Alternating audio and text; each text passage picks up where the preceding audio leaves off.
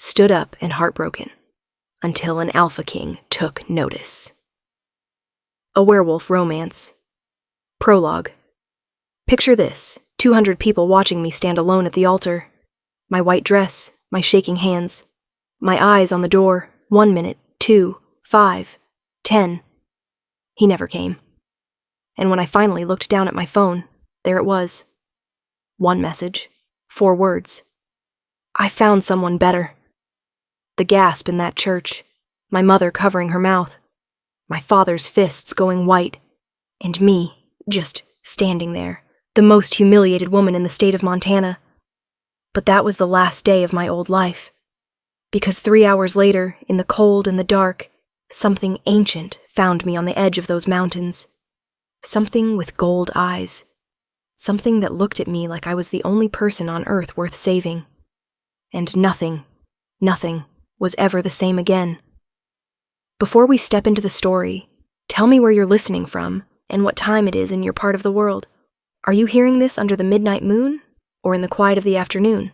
Drop it in the comments. Now, let's dive in. Chapter 1. The Day Everything Burned. My name is Seren Voss, and I was supposed to get married on a Saturday. I had rehearsed every second of that morning, the way the light would fall through the tall stained glass windows of St. Aldrich's Chapel, the smell of pine and white roses, the sound of the string quartet playing something soft and old. I had rehearsed the way my heart would feel when I saw Dax Calloway standing at the end of that aisle. Full, certain, finally safe. I had been with Dax for 4 years.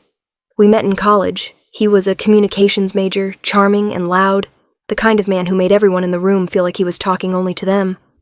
I was quieter, a botanist by training, more comfortable in a greenhouse than at a party. But somehow he had chosen me, and I had spent 4 years trying to believe I was worth choosing. The morning of the wedding, I woke up at 5 a.m. in the bridal suite of the Hartwell Inn in Creston, Montana, a small mountain town near the Flathead Valley. My bridesmaids were still sleeping.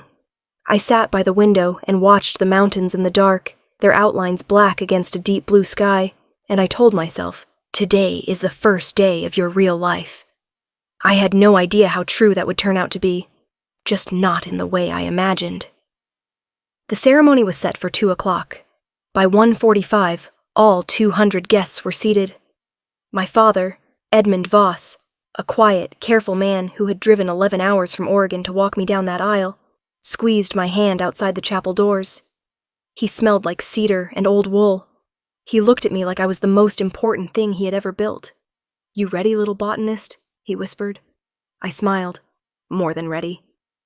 The doors opened, the music swelled, and I walked.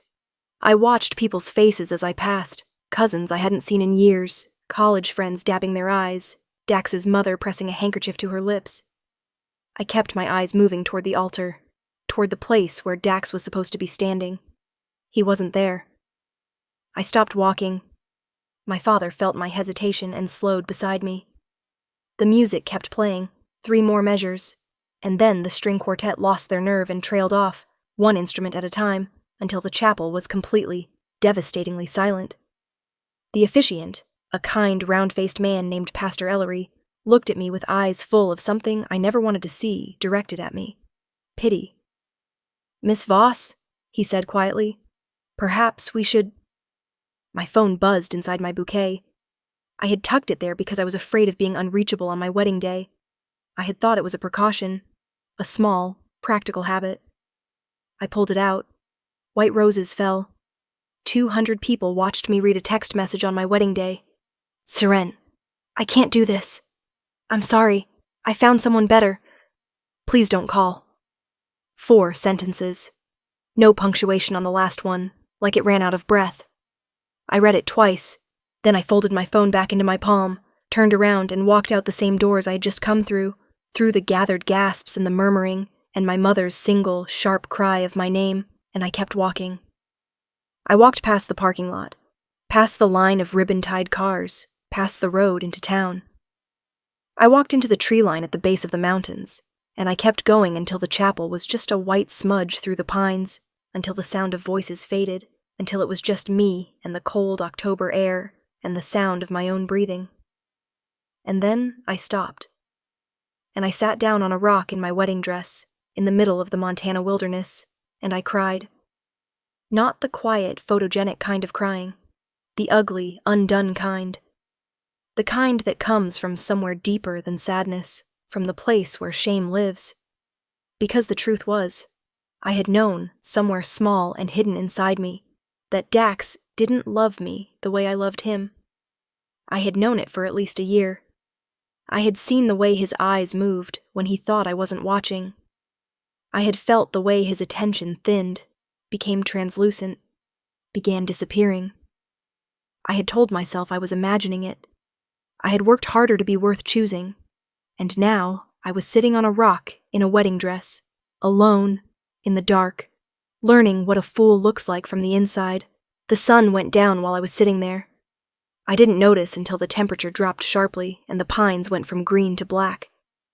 I looked up and realized the sky was full of stars, brilliant, icy, indifferent, and I was alone on a mountain at night, in October, in Montana, in a dress with no pockets and no coat. I stood up. My heels sank into the soft earth. I looked back toward where the town should be, and realized I had no idea how far I'd walked. Calm down, Seren.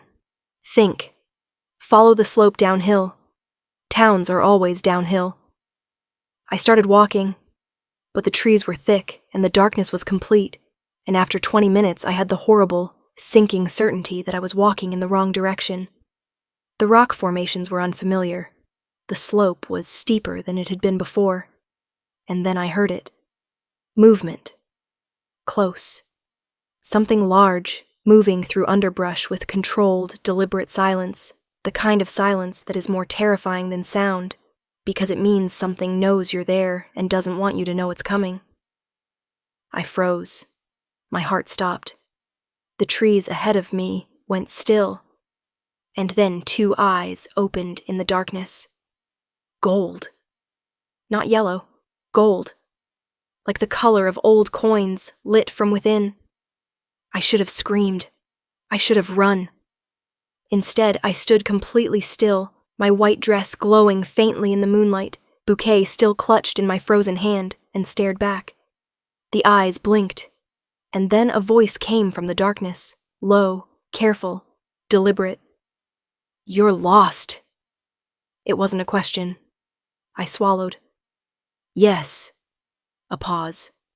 Long enough that I counted my own heartbeats. 7. Are you hurt? No. Another swallow. Just humiliated. Silence. And then, impossibly, in the middle of the wilderness at night, with gold eyes watching me from the dark, I heard something that sounded almost like a quiet exhale of amusement.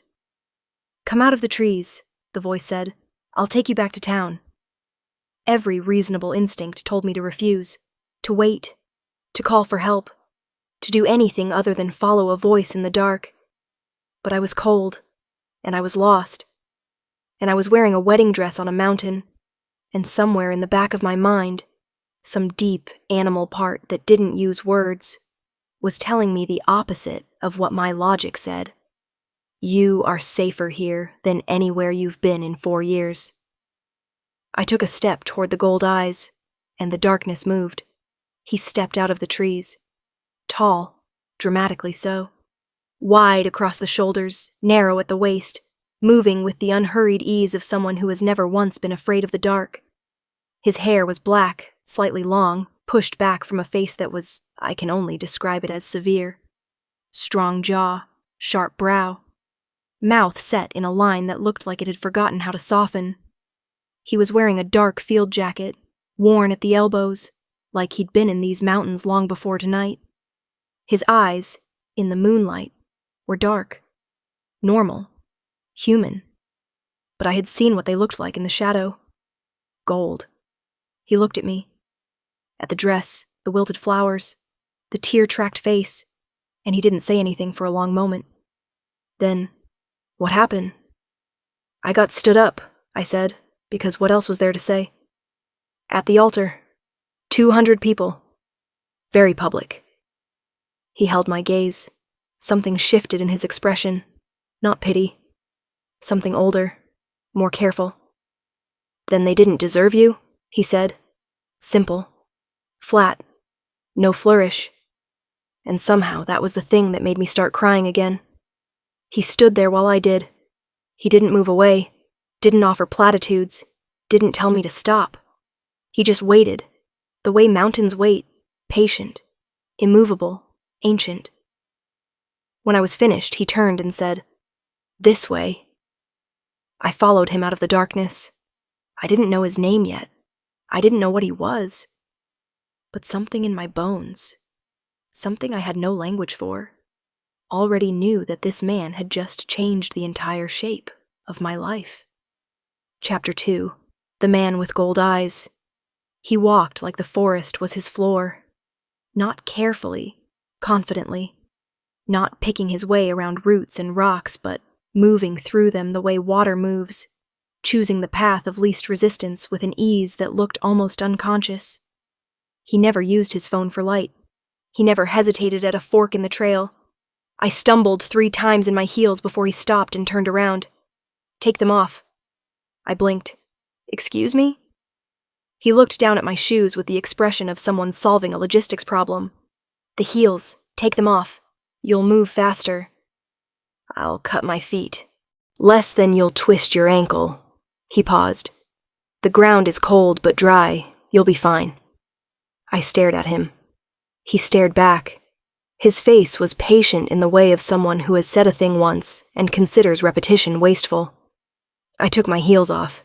He was right. I moved faster. We walked in silence for a while. The kind of silence that isn't uncomfortable, just full. I could hear the mountain breathing around us, wind in the high pines, the distant sound of water over rock, the occasional soft percussion of something moving in the underbrush far off. "What's your name?" I finally asked. A pause. "Caelan." "Just Caelan?" "For now." I looked at his profile in the dark. His jaw was set, his eyes forward, scanning the tree line with the reflexive alertness of someone who is always listening for something I couldn't hear. "I'm Seren," I offered. "I know." I stopped walking. "How?" He stopped too, turning to look at me with an expression that gave nothing away. "Small town. You've been here for 3 days. Your wedding was the main conversation at every business on Main Street."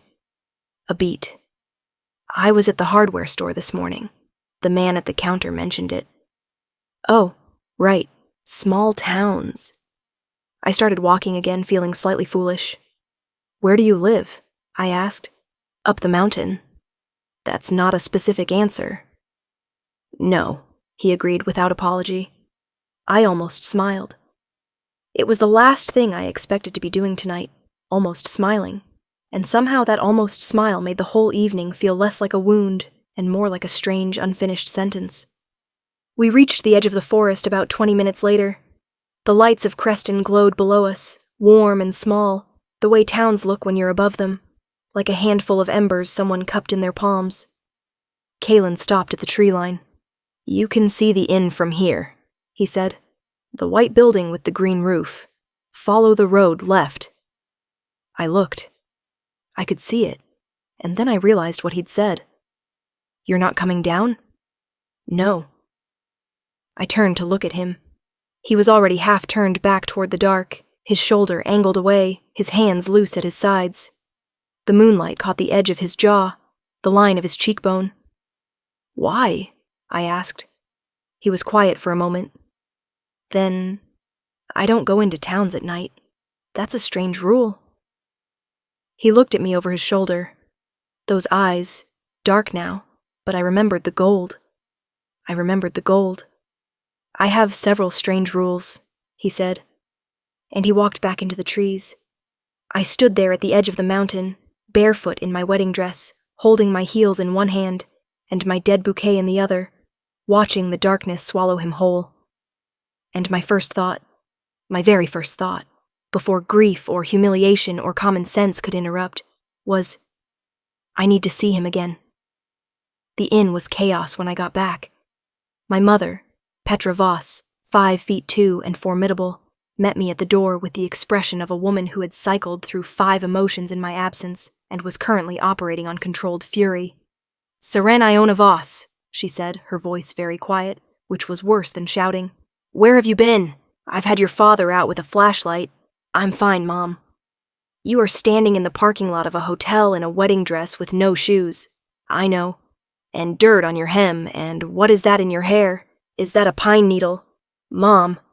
She stopped. I looked at her, really looked. Her eyes were red. She'd been crying. She loved Dax almost as much as I had. She'd been planning this wedding with me for 8 months. She had a binder. "I'm okay," I said softly. "I just needed to walk." Her face crumpled, just for a moment, and then she pulled herself back together, the way women like my mother always do, and she reached up and pulled the pine needle out of my hair and held it between 2 fingers like evidence. "Come inside," she said. "I'll make tea." My father found me an hour later, sitting on the edge of my bed, still in the dress because I hadn't been able to make myself move. Edmund Voss sat down beside me. He didn't say anything for a long time. He just put his arm around my shoulders and let me lean into him, the way I had when I was 7 and the world was hard. "I never liked him," he said finally. I laughed, a surprised, wet sound. "Dad." "I know. I should have said something." "I wouldn't have listened." "No," he agreed. "You wouldn't have, but I should have said it anyway." He paused.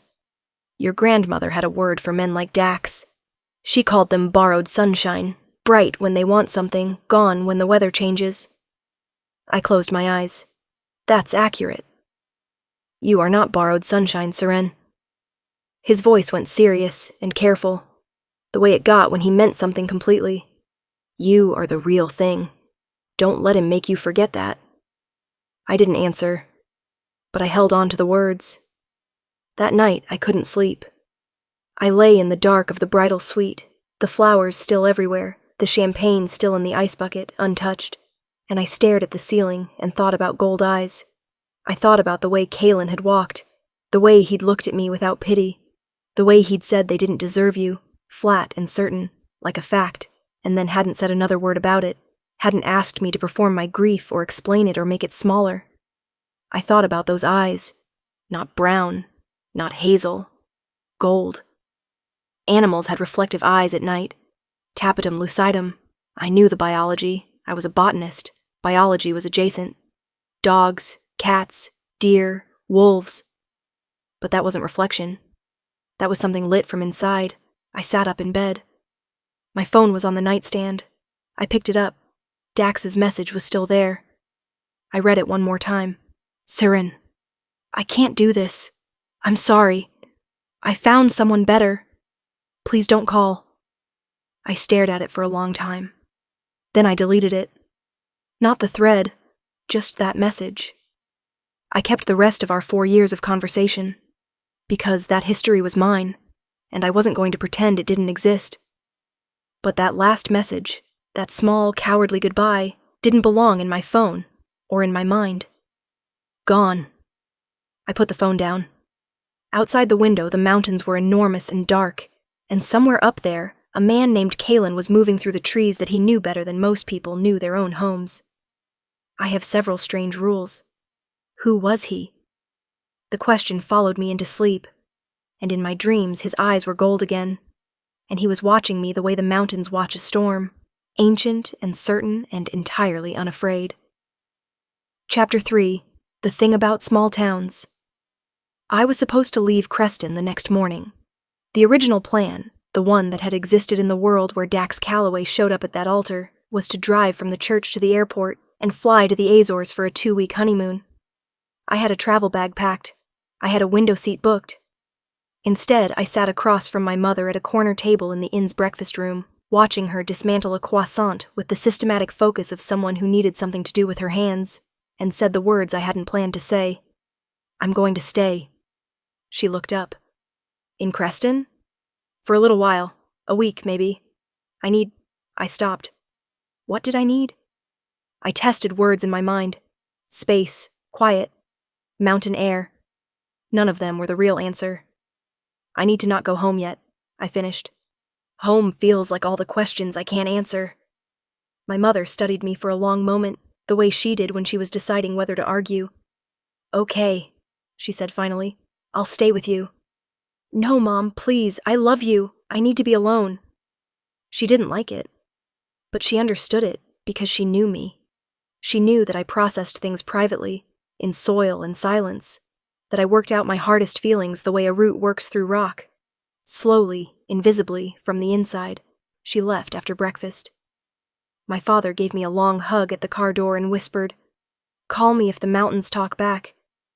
Then he smiled, and I knew he meant it as a joke, but standing there with pine trees on every side and the memory of gold eyes still sharp in my mind, it didn't feel entirely like one. I moved into a smaller room at the inn, a week's worth of budget instead of a bridal suite. The new room had a narrow window that faced the mountain, and I spent the first hour just looking up at the tree line, the dark edge of the forest against the pale October sky. Then I put on jeans and a flannel I found in the bottom of my bag, and I went into town. Creston had one main street, wide, well-kept, the kind of street that had been built for horses and adapted reluctantly to cars. There was a grocery called Hartley's, a diner called the Elk and Kettle, a tiny library with a hand-painted sign, a hardware store, a post office, a bakery that smelled, even from outside, like cardamom and brown butter. Everyone knew who I was. I could feel it in the way eyes moved to me and then politely away, in the brief pauses before people smiled, in the woman at the bakery who said, "What can I get you, honey?" with just enough extra warmth to communicate that she had heard, and she was sorry, and she wanted to do something about it, even if all she could do was give me an extra cardamom roll. I let her. I took the extra roll.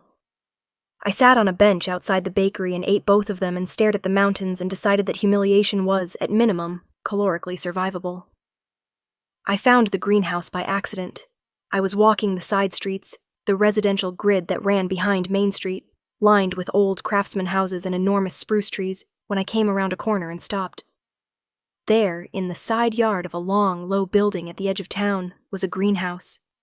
Large, old, its glass clouded with age, its iron frame painted black. Surrounding it in what should have been a dormant October garden were plants I recognized immediately, not by sight, but by season. Things that shouldn't have been flowering in October in Montana. Leptonella squalida. Brass buttons, half an inch tall, threaded through the gravel paths. Erigeron compositus. Daisy fleabane, white and delicate, crowding a low stone wall. And at the greenhouse entrance, impossibly, a Camellia japonica, deep red blooms against dark leaves, alive and vivid. I walked straight to it without thinking. I crouched down and touched one petal. Real, warm, waxy, and perfect. She blooms in October here because of the thermal soil. The voice came from behind me. I stood and turned. A woman stood in the greenhouse doorway. Old, genuinely old, the kind of old that has stopped trying to look otherwise. White hair, worn loose. Eyes that were dark and quick, set in a face so lined it looked like a topographic map of a life fully lived. She was watching me with what I can only describe as recognition, as though she had been expecting me, or someone like me, and was not surprised. "Thermal soil?" I said. It came out more professional than I intended. Old habits. Hot springs beneath the property. Keeps the ground 6 degrees warmer than the town average. She tilted her head. You know what she is. Camellia japonica, Japanese camellia. Zone 7 at minimum, which should make Creston impossible. Zone 5, maybe 5B at best. Zone 4, officially. The old woman smiled, and her whole face changed, became warmer, younger. You're the botanist. Is that also in the hardware store gossip? No. She stepped back and held the greenhouse door open. I heard it from someone who saw you last night. I went very still. Come in, she said. I'll make tea. Her name was Mirabelle Okafor. She had come to Creston from London 30 years ago, following a husband she didn't name, and stayed after he was gone. She had built the greenhouse herself, over 3 years, with a book on Victorian glasshouse construction, and a local ironworker who owed her a favor.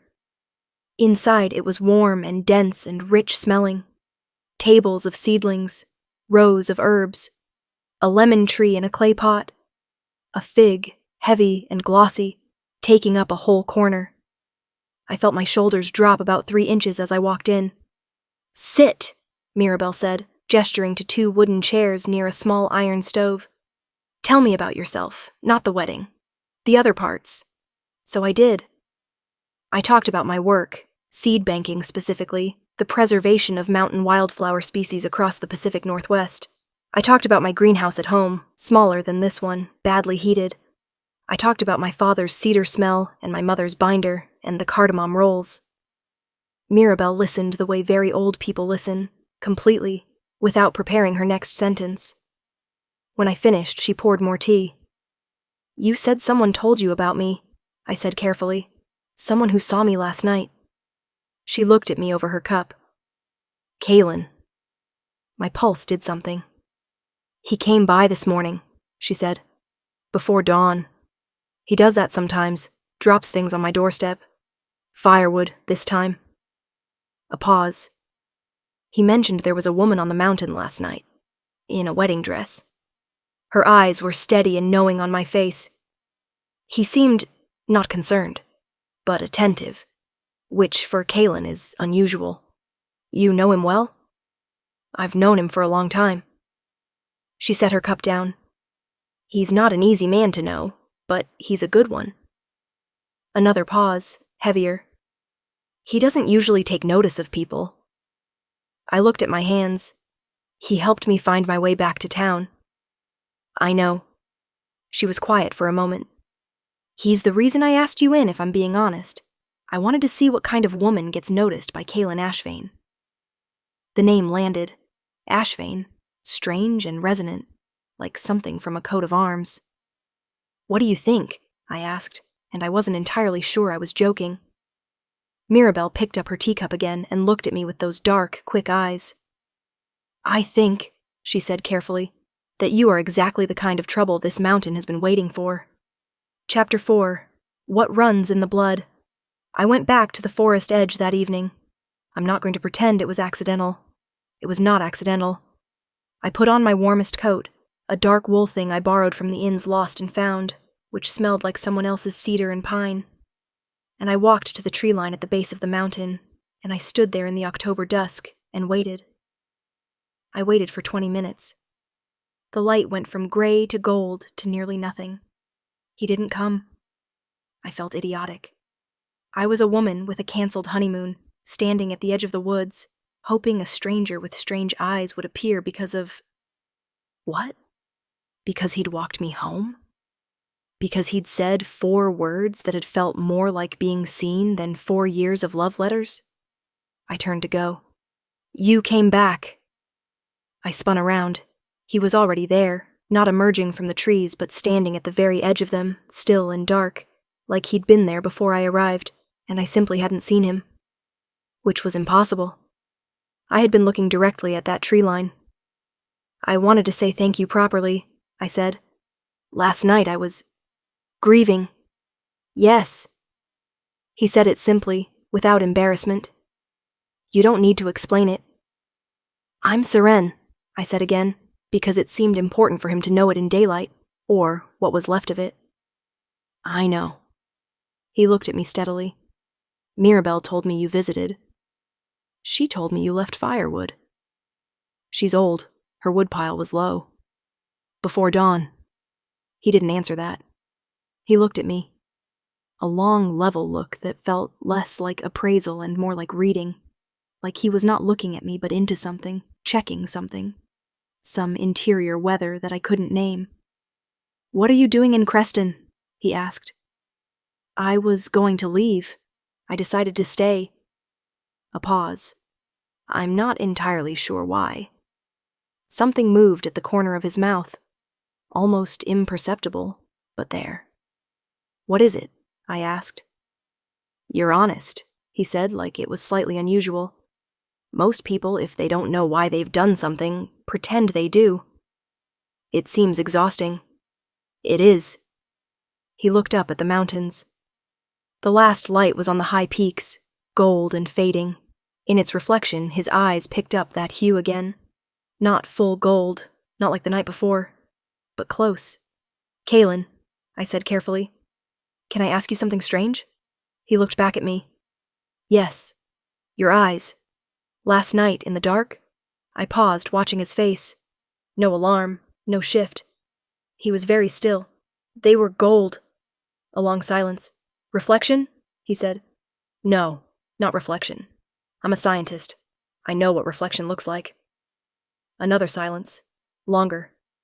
"You're not going to let that go," he said. It was not quite a question. "I'm a botanist. I spend my career looking at things closely until I understand what they are."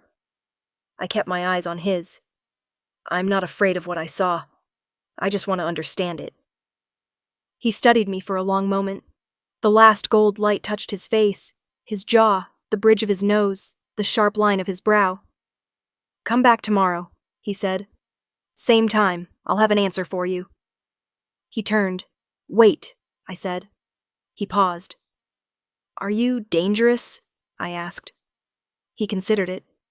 Actually considered it, which was both alarming and reassuring. "Not to you," he said.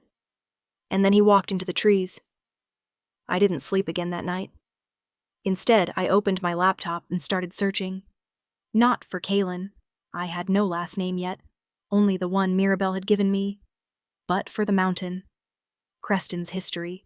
The Flathead Valley's older records. What I found was interesting and strange, and got stranger the deeper I went. The mountain above Creston, locally called the Ashvane Ridge, had been named after the family that had settled it in the 1800s. The Ashvanes. An old name, European origin, possibly Norse. Records were patchy, which was not unusual for remote Montana settlements. But what was unusual was the language used in the records, in diaries, in letters, in a single archived article from the Creston Courier, dated 1923. "The Ashvanes are not like other families," the article read. "They keep to themselves. They do not age as others age. They know these mountains as no map knows them. The old-timers say the land itself recognizes them." I stared at the screen. "They do not age as others age."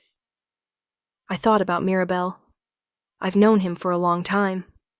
I thought about his face, young but not, somehow. Ageless. Like a thing that had been here long enough to stop counting. I thought about gold eyes in the dark. I closed the laptop. Then I opened it again and Googled werewolves. The records were layered. Mythology, folklore, pop culture all tangled together. I was not going to find truth in the top 10 results, but in the academic archives, anthropological accounts of shapeshifter mythology across Northern European, Native American, and East African traditions, there were consistent threads.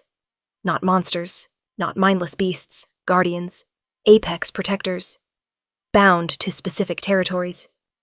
Ruled by a hierarchy, betas, gammas, and at the top, an alpha. The leader. The one who held the pack's power and carried its law. And at the very top of that structure, mentioned in exactly 4 sources, all from different continents, which made the consistency startling, was something rarer. Ugin Alpha King. Not just the leader of a pack, but the sovereign of an entire region. Multiple packs. Ancient bloodline. Power measured not in physical strength, but in something older. The ability to hold territory, to command loyalty, to feel the land the way a body feels its own bones. The land itself recognizes them. I sat back in my chair. Outside, the mountain was dark and vast. Somewhere on that mountain, Caelan Ashvane was moving through trees in the dark, not needing a light, knowing every root and rock and ridge by some internal map that went deeper than memory. "Okay," I said to the empty room, to the mountain, to myself. "Okay." Chapter 5. What he told me in the cold. He was already at the tree line when I arrived the next evening. No, he was in front of it, standing on the open ground between the forest edge and the path, which he hadn't done before. He was wearing the same field jacket. His hands were in his pockets. He looked, in the dying light, like a feature of the landscape, like something that had always been there and simply hadn't needed naming until now. "You researched me," he said before I could speak. I stopped. "Is that a question?" "No, a beat. You smell like a computer, which means you were up late, which means you were looking for something." His eyes moved to my face. "Did you find it?" I thought about the archived article, the word Alpha King sitting in 4 separate sources from 4 separate continents like a pin in a map.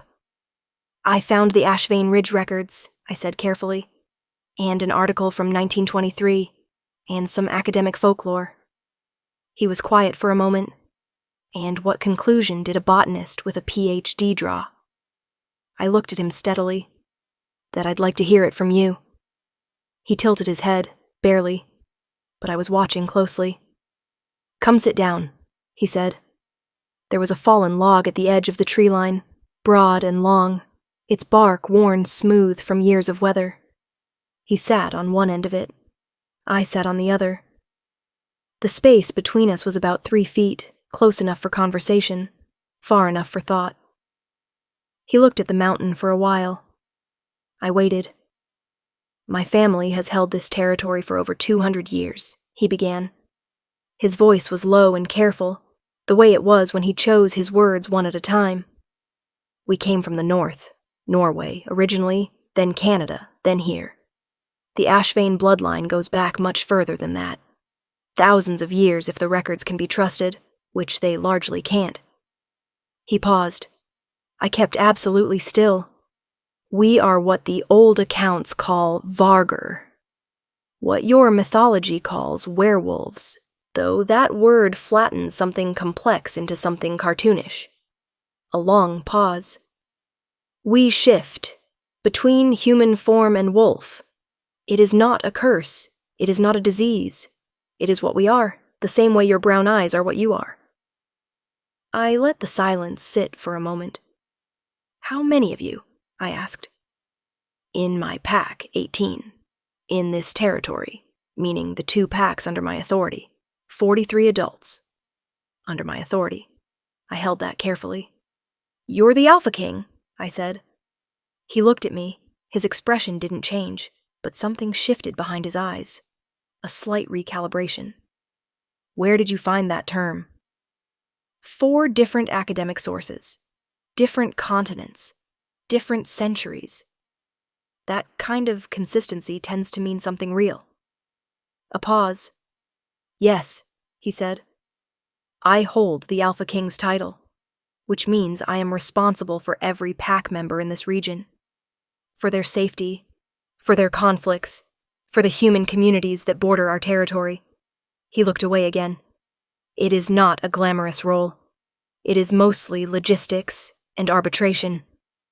I laughed. It surprised me. It surprised him too, I think. He looked at me sharply. "I'm sorry," I said, covering my mouth.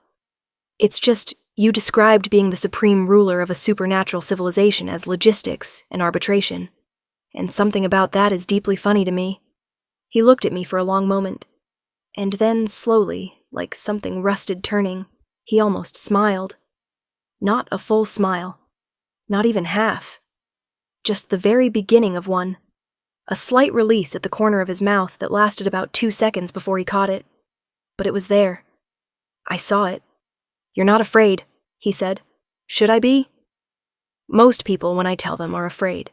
How many people have you told?" "Very few." He was quiet. "You are the first in..." A pause. "A long time." I thought about that, about what it meant to carry a secret that size, alone, through years that moved differently than human years. "Why me?" I asked. "Why tell me at all?" He turned to look at me fully. In the near dark, his eyes had shifted. The gold was coming into them, slowly, like a tide. "Because you already knew," he said simply. "You saw it the first night, and you didn't run, and you came back.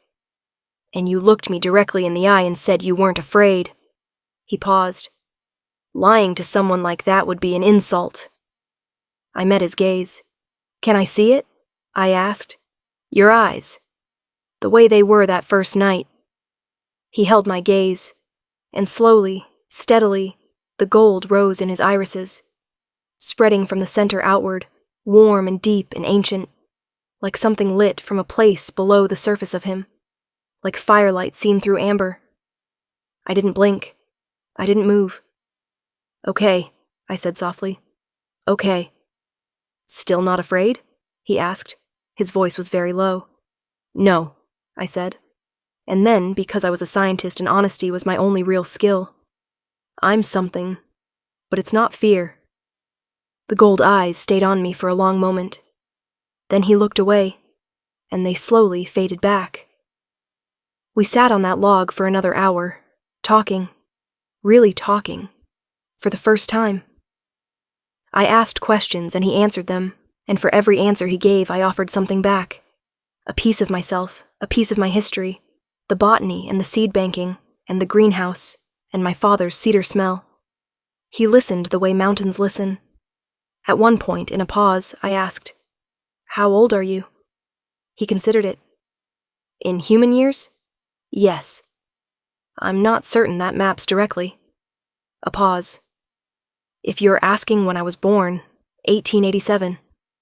I stared at him. I know, he said. You were born in 1887. 1887, September. In a cabin about 4 miles up this mountain. And you look 35. Approximately. Our aging slows significantly after physical maturity. Then it stops. He said it the way he said most things, flatly, without apology or performance.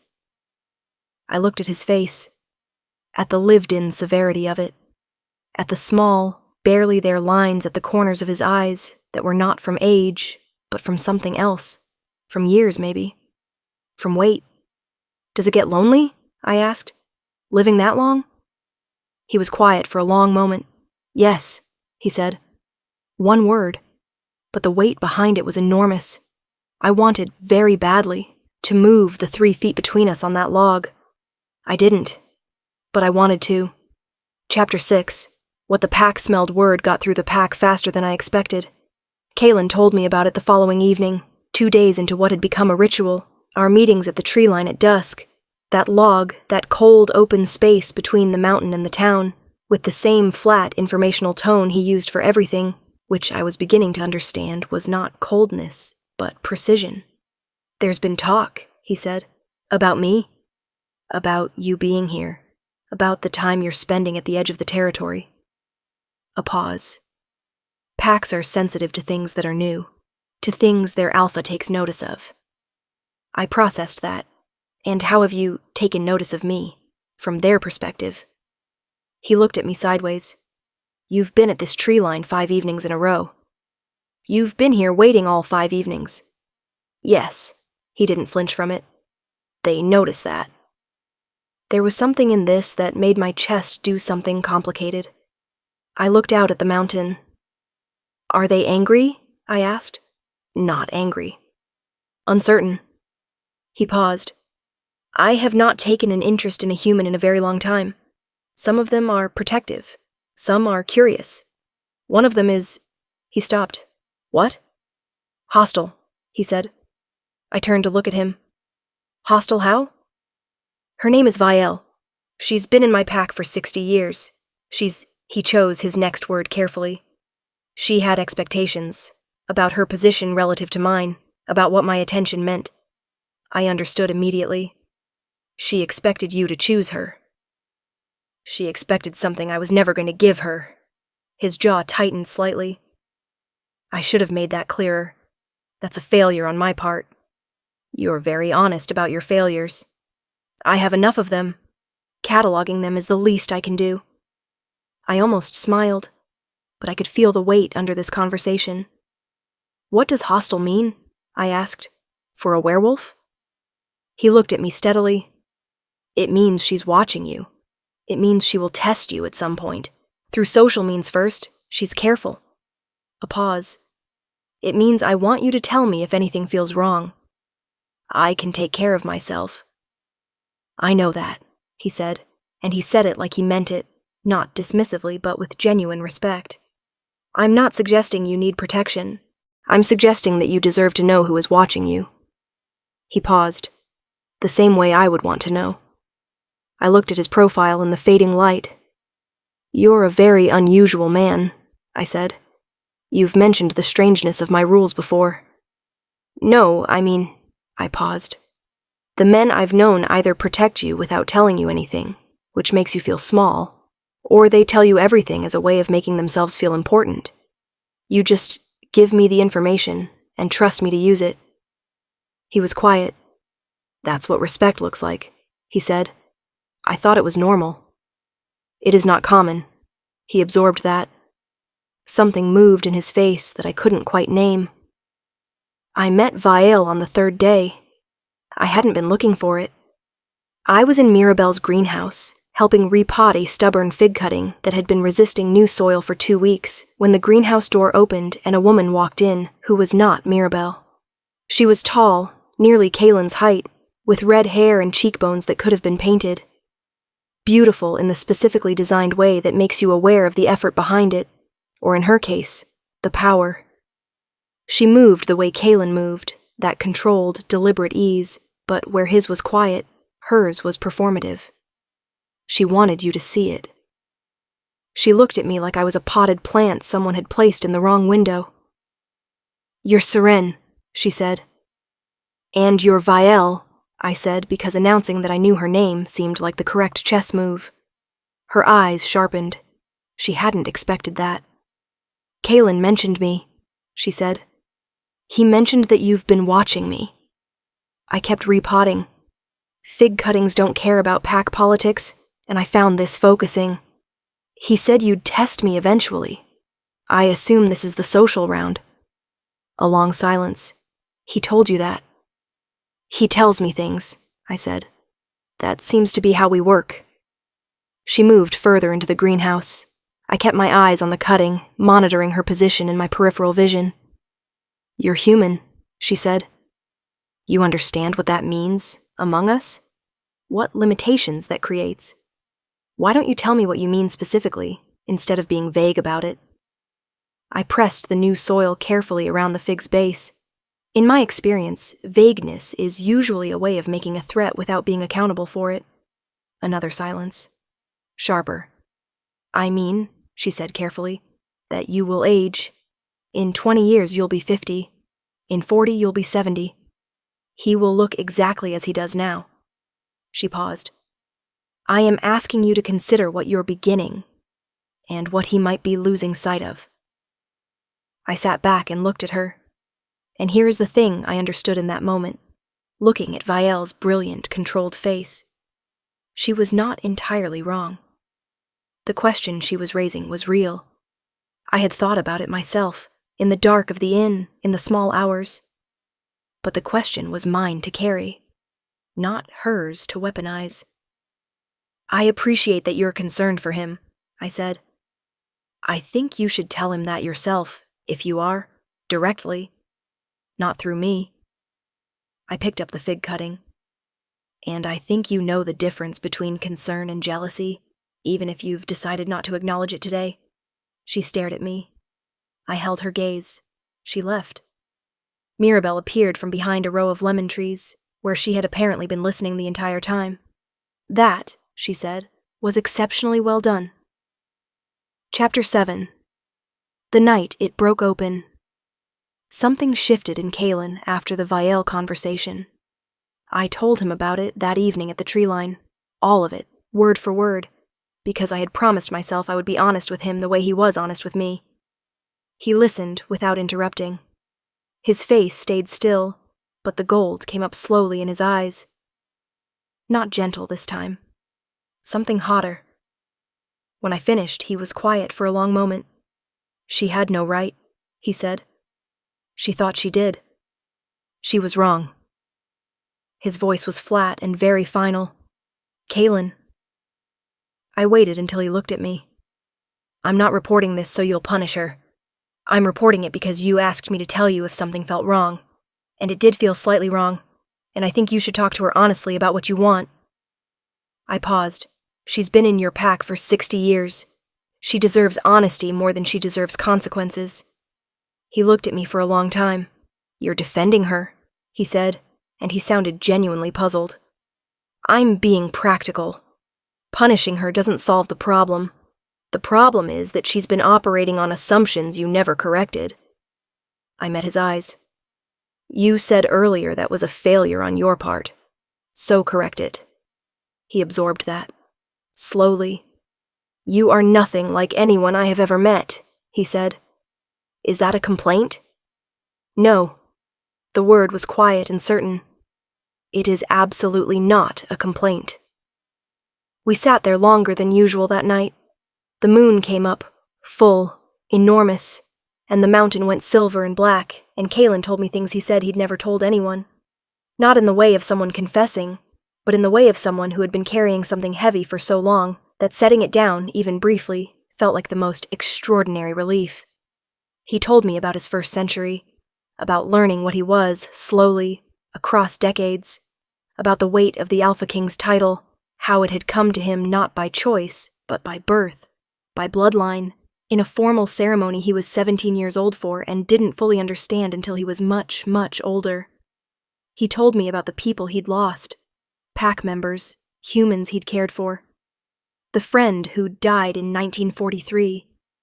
The woman, human, he'd known briefly in the 1970s, who had known what he was, and chosen him and grown old while he stayed still, and died on a Tuesday in November while he stood in the hospital room, not knowing what to do with his face. "That's why you keep distance," I said softly. "Yes." He looked at the moon. "It is not, I have not stopped wanting connection. I want to be clear about that. I didn't become cold. I became careful." "There's a difference," I agreed. "Yes." He paused. "And then you appeared in my forest, in a wedding dress, crying on a rock." I laughed, a surprised sound in the quiet night. "Very romantic origin story," I said. "I thought you were a vision," he said. And then he stopped, like he hadn't meant to say that aloud. I turned to look at him. "Seriously? There are certain traditions in our culture. Sightings before significant events. I saw a white figure in the trees, and for about 4 seconds I thought—" He stopped again. A muscle jumped in his jaw. "I am telling you this in confidence." "You thought I was an omen," I said. "I thought you might be," he said very carefully. "And then I got closer and you were a woman in a wedding dress eating nothing and crying. And I felt—" He paused. "I felt something I had no word for. I still don't." The air between us was very still. "You said they didn't deserve me," I said quietly. "The first night." "Yes." "You meant it." "I mean everything I say." I looked at him. At his profile against the silver mountain, the hard line of his jaw, the gold in his eyes, the weight behind his face that was 200 years of responsibility and loneliness, worn smooth. I closed the 3 feet between us on the log. He went still, absolutely still, as I closed the gap. Not tense, not pulling away, but still, the way something holds its breath before a decision. I didn't touch him. I just sat beside him, our shoulders close but not quite touching, looking out at the mountain together. After a long moment, his hand, slowly, carefully, like a man making a decision about something important, moved and covered mine where it rested on the log. Not a grab, a placement, a question. I turned my hand over, and I held his. We sat like that for a long time. The moon moved. The mountain breathed. I was not borrowed sunshine. I was something real. And so was this. Chapter 8. What almost broke us Dax found me on a Thursday. I had been in Creston for 2 weeks. I had stopped counting days the way you stop counting days when you're somewhere that feels, unexpectedly, like staying. Mirabelle had given me a permanent spot at the potting bench in the greenhouse. The woman at the bakery knew my order by heart. My narrow window at the inn faced the mountain, and every evening I went to the tree line, and every evening Caelan was there. I was happy. Quietly, carefully, unexpectedly happy. In the way of someone who didn't trust happiness yet, but was learning to. Then Dax's rental car pulled up to the inn. I saw it from Mirabelle's greenhouse. I was deadheading the camellias, which Mirabelle said didn't need deadheading, but I did it anyway because I needed something to do with my hands while I thought. And I looked up and saw him walking toward the inn's front entrance. He was wearing the gray jacket I'd bought him for his birthday. He looked like himself, handsome in the uncomplicated, immediately readable way he always had. That charm that ran right at the surface, always warm, never deep. My stomach turned over, not with longing, with something more complicated. I set down my shears. "Someone important?" Mirabelle said behind me. She had vision like a hawk. "My ex," I said. "The one from the wedding." A long silence. "Do you want to see him?" I thought about it honestly. Did I? There was something unfinished in me around Dax. Not love. I didn't think I was still in love with him, but something else. Unsaid things. Questions I hadn't gotten to ask.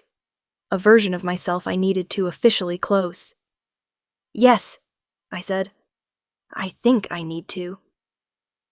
I met him in the inn's small sitting room. He was holding a coffee cup he hadn't drunk from, turning it in both hands the way he did when he was nervous, and when I came in he stood up too fast and nearly knocked over a small side table. "Seren," he said. "Dax," I said. We looked at each other. 2 weeks ago, the sight of him would have collapsed me. 2 weeks ago, I was on a mountain in a wedding dress. 2 weeks, it turned out, could be a very long time. He said he was sorry. He said it multiple ways, for a long time, circling it the way he circled everything he was uncomfortable with, approaching and retreating, using different angles, never quite landing in the center of it. I let him. I sat and I listened, and I let him say everything he'd come to say. When he finished, I was quiet for a moment. "Who was she?" I asked. Not angrily. Just, I wanted to know. I wanted the whole picture. He looked at the floor. "Someone from work. It had only been..." He stopped. "How long?" A pause. 6 months. 6 months. I did the arithmetic. We had been planning the wedding for 8 months. I breathed in slowly. Let it out. "Okay," I said. He looked up. "Okay?" "Okay." I looked at him steadily. "I'm not going to tell you that I'm fine, because I'm not entirely fine yet.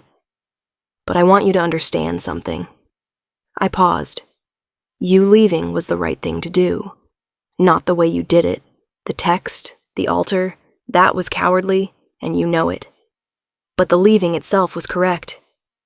We were not right together. I knew that. You knew that. We both just waited too long to say it. He stared at me. "You're not angry." I was. I cried on a mountain for 3 hours. I ate 2 cardamom rolls out of pure grief. I met his eyes. But anger at you is something I've decided not to spend my life on. You were borrowed sunshine, Dax.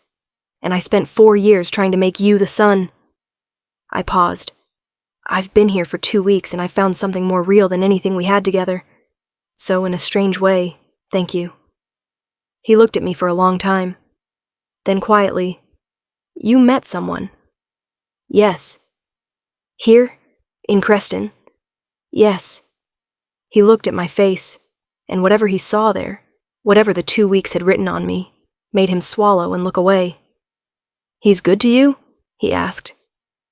"He told me the truth before I asked for it," I said. "He treats my intelligence like an asset. He waits while I need to think." I paused. "Yes, he's good to me." Dax was quiet for a long time. "I really did love you," he said. "I want you to know that. It just wasn't enough, and I didn't know how to say that without hurting you." "So you said it in a text at the altar." He winced. "Yes." "Work on your courage," I said, not unkindly. "For her. For whoever comes after. You owe them honest endings if they come." He nodded. He left. I sat in the inn's sitting room for a while, and then I noticed that something in my chest that had been locked tight for 4 years, a held breath, a closed fist, had opened. I should have gone straight to the tree line. I should have told Caelan about it calmly, the way I'd told him about Vale. Instead, I went to Mirabelle's greenhouse and cried for about 20 minutes into a seed tray while she pretended to be very occupied with a lemon tree. When I was done, she handed me a clean cloth. "Better?" she asked. "Better," I confirmed. "Now go tell Caelan before his sense of smell tells him first, and he spends the rest of the evening being aggressively calm about something he's actually not calm about." I stared at her. "Can he smell distress from half a mile?" "Yes." She raised an eyebrow. "He's been on the ridge above the inn since the rental car pulled in." I stood up. "Mirabelle," I said. "Yes?" "He was watching." "He watches," she said simply. "He's been watching since the night you walked out of those trees in that dress. He just hasn't let himself want something in so long that he's being very quiet about it." She turned back to the lemon tree. "Go tell him you're okay." I went. He was not at the tree line. He was 20 feet into the forest, further in than he'd ever let me come, standing with his back to the mountain, his face toward town. His eyes were gold. Fully, completely, blazingly gold. Not the gradual tide I was used to. The full thing, open, lit. When I broke through the tree line and stopped in front of him, they didn't dim. "I'm okay," I said. He looked at me for a long moment. "He hurt you," he said. Low, very controlled. "Old hurt, not new." I held his gaze. I needed to close it. I closed it.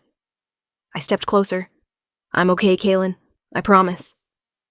He looked at my face the way he always did, reading it, not performing concern, but actually searching. His eyes slowly faded back. "Okay," he said. "Now you're doing it," I said, saying okay when it means something much larger. He looked at me. "Yes," he admitted. "I am." Chapter 9. The Mark and the Mountain. On the 16th day, Caelan asked me to walk into the mountain. Not the edge, not the tree line. He asked me to come further in, up the old trail past the thermal hot spring, up the ridge where the Ashvane house stood. The place that had been his family's ground for 200 years. I said yes before he finished asking. The trail was steep and beautiful. Old-growth pine giving way to fir, and then, above the snowline, to bare granite, and a kind of silence that felt structural, like a building. I had good hiking boots now. I had stopped pretending I was just passing through. The house was not what I expected. I had imagined something ancient, moss-covered, falling in on itself. What I found was a long, low stone building, 2 stories, dark timber beams, very old in its bones, but maintained with careful precision. A wood stack beside the door, freshly split. A kitchen garden along one wall, dormant now, but evidently cared for. Beyond the house, through a break in the trees, a view that stopped my breath. The whole valley below, Creston a pale grid in the distance, the mountains continuing in every direction, range after range, receding into blue. "This is where you live," I said. "Yes." "Alone?" "For the last 40 years?" A pause. "Before that, my mother. She died in 1984. I looked at him. Something moved in his face at that. Not grief exactly, but the residue of it. The way old grief becomes part of the landscape. "I'm sorry," I said. "She would have liked you," he said. "She was a practical woman. She didn't waste words." I smiled. "I take that as a real compliment." He opened the front door and we went inside. The interior was spare and warm and full of books. Not decorative books, but read books, many times read books, spines cracked and worn, stacked on shelves that lined every wall. A stone fireplace, a long table, a kitchen that looked used. On the table, a pot of coffee and 2 cups, which he had prepared before coming to meet me. "You knew I'd say yes," I said. "I hoped," he said, which was different, and he knew I would understand the difference. I sat at the table. He poured. We sat across from each other in the old stone house on the mountain, and for a while we just drank our coffee and let the silence do what it does when two people trust each other enough to stop filling it. Then he said, "There's something I want to tell you." I set my cup down. "In our tradition," he said carefully, "an alpha king has a mate. Not just a partner, a mate in the old sense. Someone who is recognized by the bond itself, not chosen by logic." He paused. "The bond it is felt. Like a recognition. Like something that has always been true, becoming audible." I looked at him. "When did you feel it?" I asked. His eyes came up to mine. The first night, on the rock, in the dark. My white dress and his gold eyes and those 4 words. "They didn't deserve you." "That's why you said what you said," I said softly. "Yes, though I would have said it anyway. It was simply true." He looked at the table for a moment. "I have not told you this to pressure you. I want to be very clear about that. The bond it is not a trap. It is not a demand. What I feel does not obligate you to feel anything in return." He looked up. "You are human. You have every reason to leave. You have a life in Oregon. You have a career. You have—" "Caelan," he stopped. "Let me ask you something," I said. "What does it feel like? The bond. From your side." He considered it for a long time. His hands were around his coffee cup. He looked at the fire. "Like standing in a house you've never been inside before," he said slowly, "and knowing where every room is. Like something that has been very cold for a very long time, becoming warm again." A pause. "Like wanting to protect something, not because it is weak, but because it matters." The firelight was on his face. I reached across the table and put my hand on his. He looked down at our hands, then up at me. "I am not going to tell you I feel a mystical bond," I said honestly. "I don't have the same biology. I don't know if it works the same way for me." I kept my eyes on his. "But I will tell you what I feel. I feel like you are the first person I've ever been fully honest with. I feel like this mountain makes more sense to me than any city I've lived in. I feel like the woman who walked into those trees 16 days ago in a wedding dress. I feel like she is not coming back, because she became someone else." I squeezed his hand.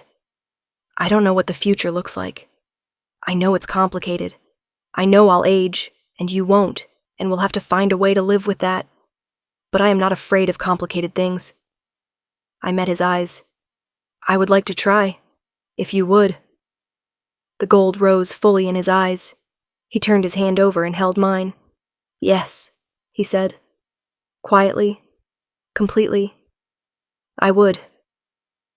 The pack convened 3 days later. Caelan had called it, a full gathering, all 18 members, in the clearing at the base of the ridge. I stood at the edge, not among them but present, which he had asked for and explained. This was not a trial, not a presentation. It was a declaration. I watched them arrive from the trees.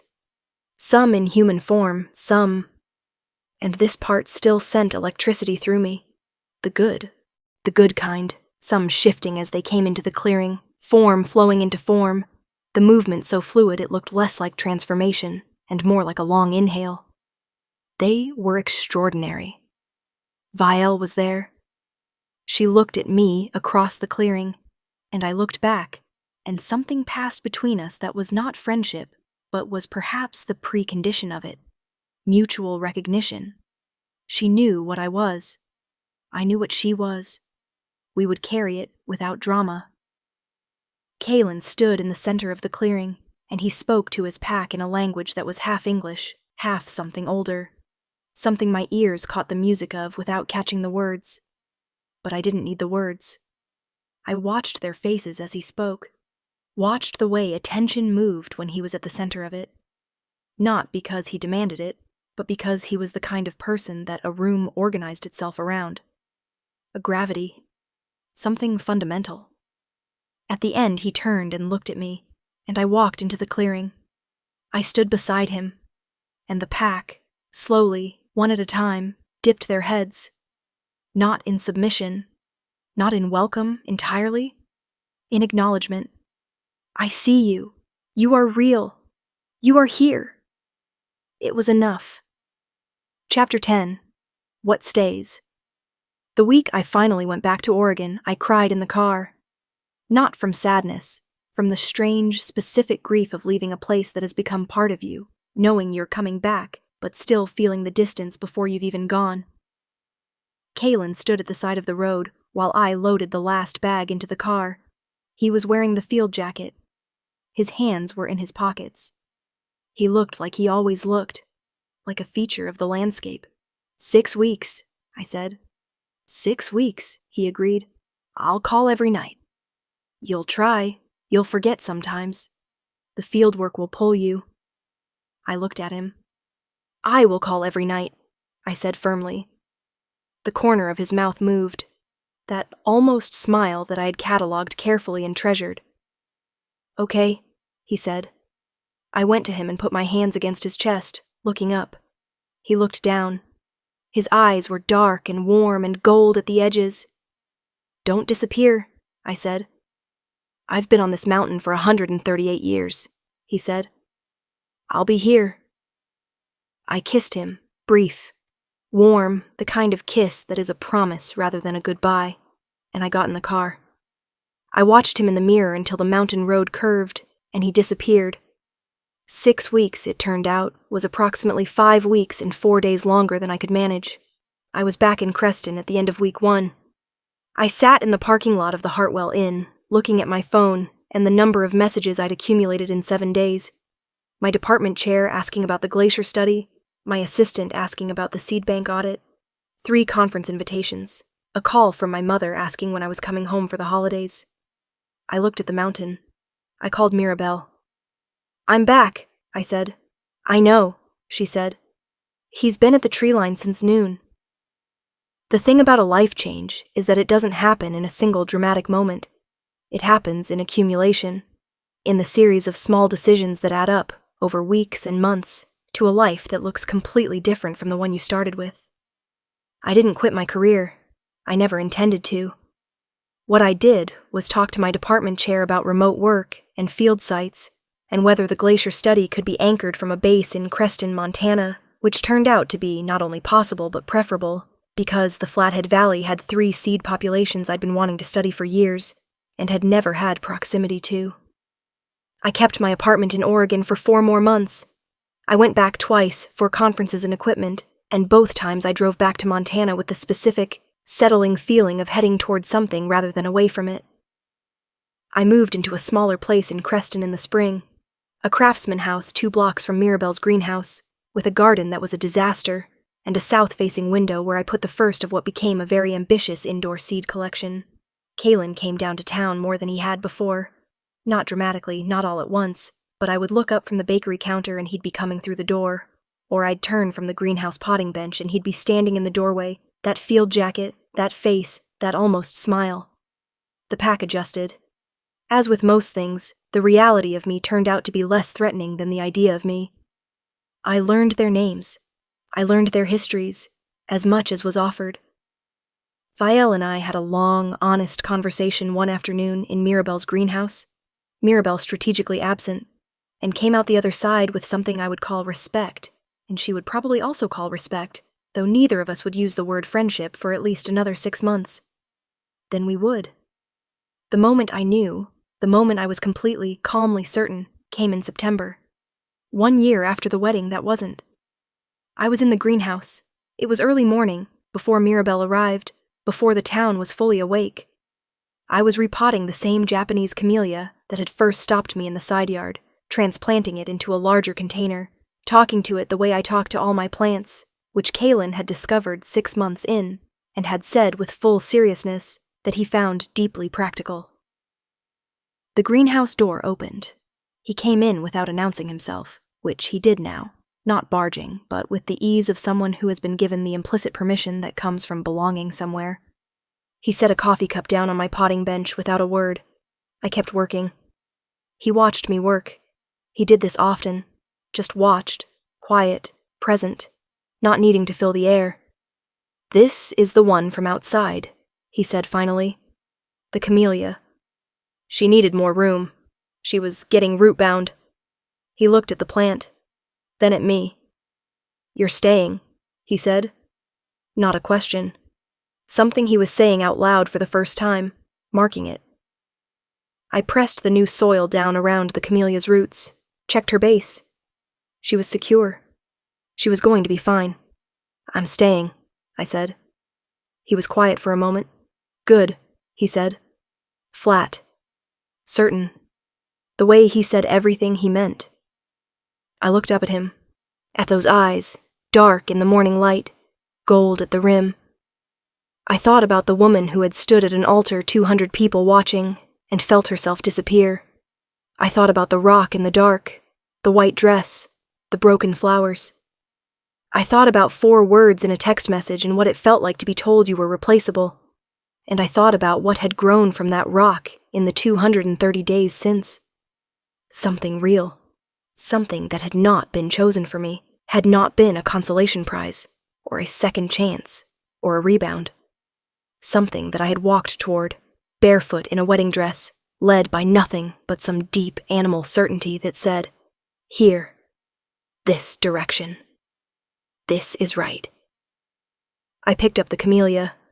Red blooms, dark leaves, thriving against Montana winter in thermal soil. Alive because the ground beneath her was warmer than it looked, because what sustained her was invisible, running deep. I set her in the south-facing window. She was going to bloom here for a long time. That's the story of how I was stood up and broken open and put back together. Not smaller, but larger, by a mountain, a man, and 200 years of patient waiting. If you've been stood up, left behind, told you weren't enough, I need you to hear this. Sometimes the closing of one door doesn't leave you in darkness. Sometimes it walks you straight into the forest, and something ancient, something with gold eyes, takes notice. The end card. CTA. If this story moved you, if it met you somewhere real, leave a comment. Tell me which chapter hit hardest. Tell me what Seren reminded you of. Tell me if you've ever walked into a forest at the wrong time and found exactly the right thing. I read every comment, and if you want more stories like this, hit subscribe, because the next one is already waiting. See you there.